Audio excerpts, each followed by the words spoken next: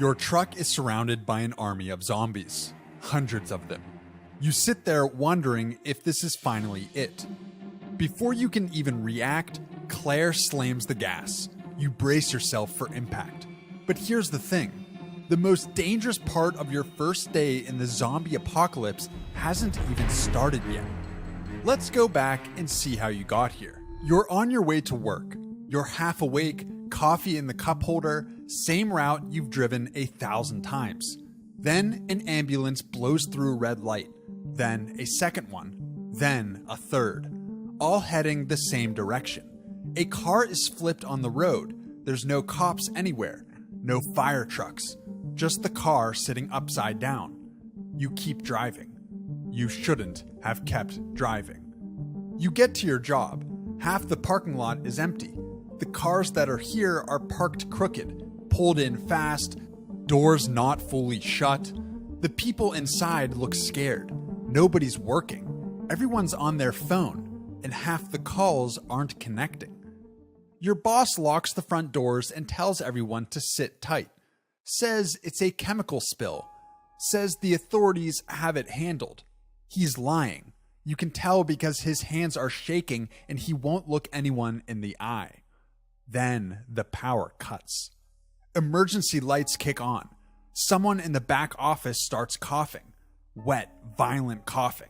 Your coworker goes to check on them. You hear a scream, then nothing. Then footsteps that sound wrong. Your boss says nobody open that door. But someone opens the door. 3 of you make it out a side exit. You, a woman named Claire who grabbed a fire extinguisher, and a guy named Marcus who's wounded on his arm. He says it's from broken glass. You want to believe him. Claire has a truck. You get in. She drives away from downtown. The highway's already gridlocked. A minivan is sitting in the middle lane with both airbags deployed and nobody inside. Claire swerves off onto a back road. You pass a neighborhood. Front doors wide open, sprinklers still running on a perfect lawn, and in the middle of the cul-de-sac, a woman on her knees over a body, eating. She looks up at the truck, hungry, like she recognizes what you are. Marcus throws up. You notice his arm is turning gray. You stop at a store to grab supplies. Claire goes inside. You stay with Marcus. He's just sitting there, quiet for the first time since the coffee. Then he tells you the truth. It wasn't glass. Someone bit him. One of the zombies from the back office latched onto his arm before he could get to the exit. He thought it would be fine. Thought maybe it was just a person losing their mind. Not a thing, not a disease. He's crying, asking you not to tell Claire. Says he feels okay. He doesn't look okay. His veins are darkening under his skin. The bite mark is swelling and the skin around it has gone a grayish purple that doesn't belong on a living person. You now have a decision and 0 good options. She sees his arm. She doesn't scream. She raises the fire extinguisher and says, "Get out of my truck." Marcus begs. You're standing between them. Marcus lunges at Claire. Not in a zombie way, just desperate, panicking, a human. They struggle. You grab him and throw him off. He hits the gravel hard, looks up at you with tears streaming down his face. "I have a kid, man. I have a kid." Claire gets in the truck and starts the engine. You have about 5 seconds to decide if you leave Marcus on the side of the road or not. You get in the truck. Marcus is screaming your name as you pull away. That sound doesn't leave your head for the rest of the day. Claire's been driving with purpose this whole time. She wasn't wandering. She has a destination. A survivalist compound her ex-boyfriend built in the hills. Solar power, well water, fenced perimeter, 6 months of food storage. One problem?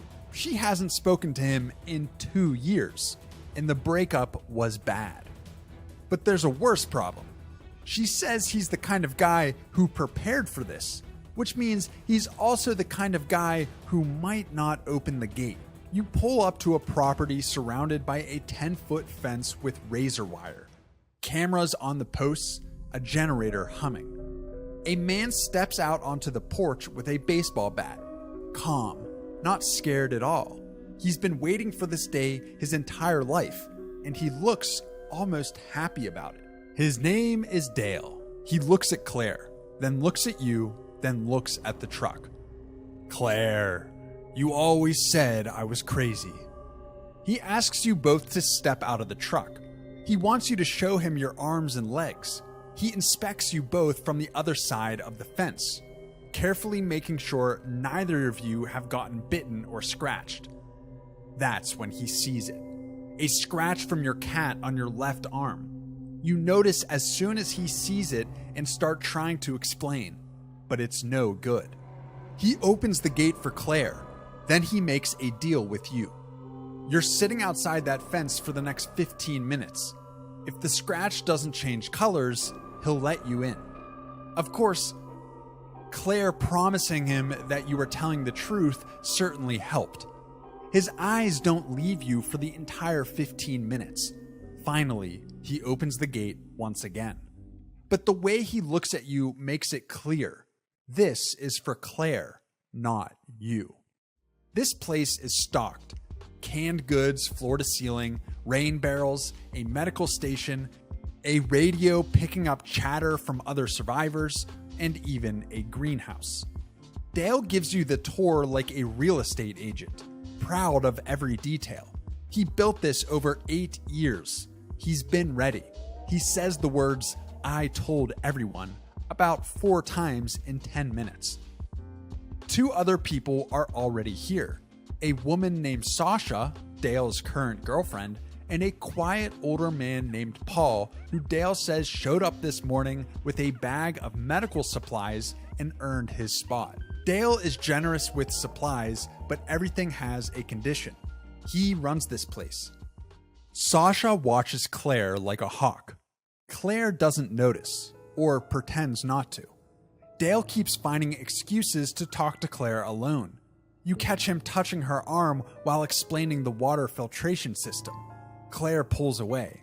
Sasha sees the whole thing.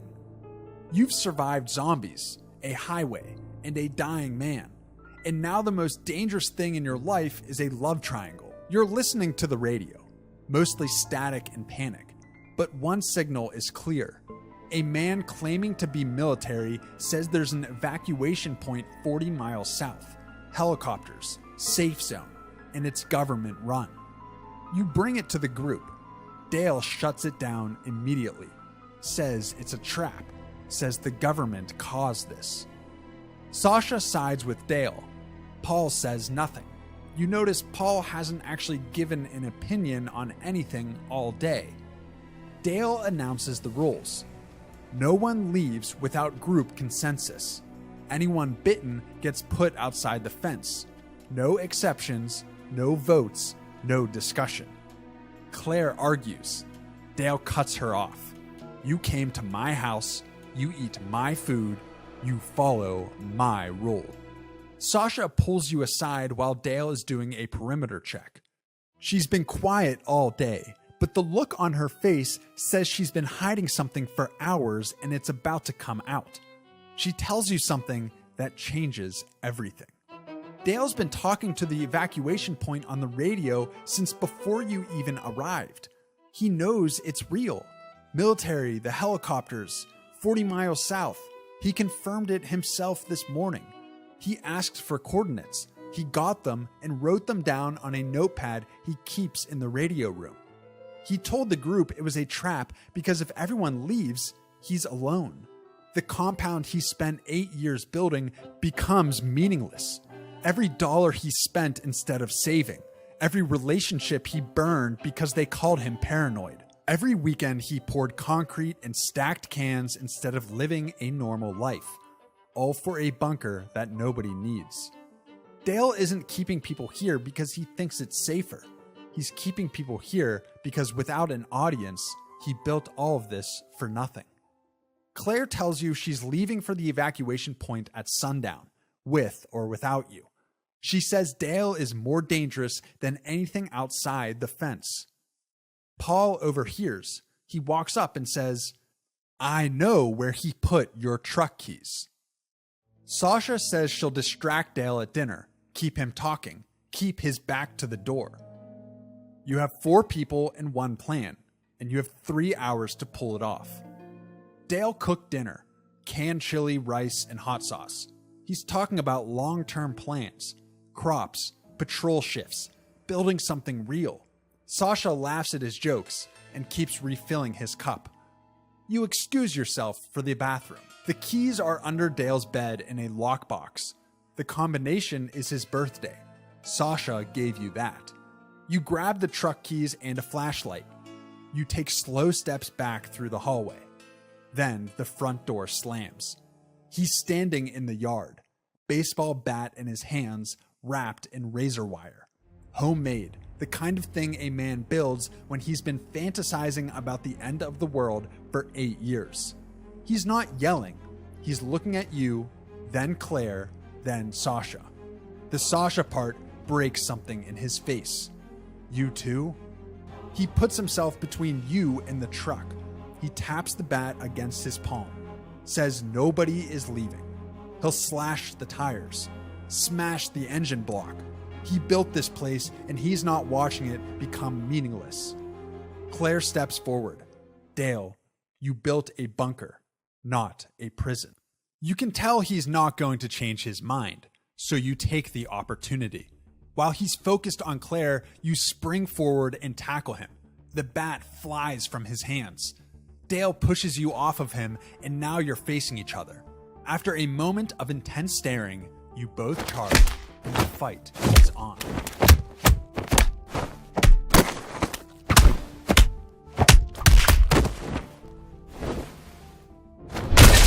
It's over.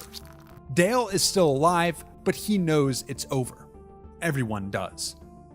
You take the gate opener from his pocket and press the button.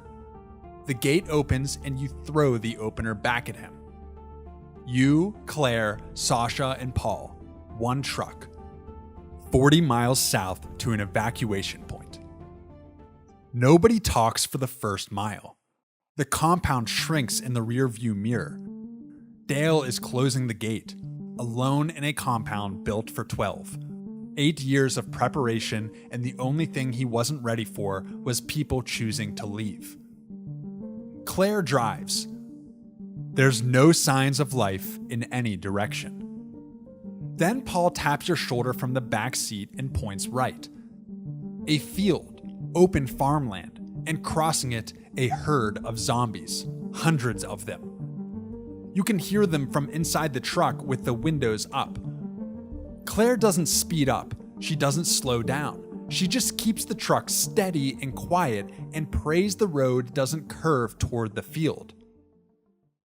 It curves toward the field. The road bends right, directly toward the herd. Claire kills the engine and the lights. If you can stay quiet enough, maybe the herd will just pass. One of them stops walking, turns its head toward the road. Then a second one does. You're sitting there with no engine and no headlights and 4 people basically holding their breath. A straggler zombie steps onto the road ahead. Just one, but it starts walking towards the car. Claire turns the car on, slams her foot on the gas, and drills the zombie.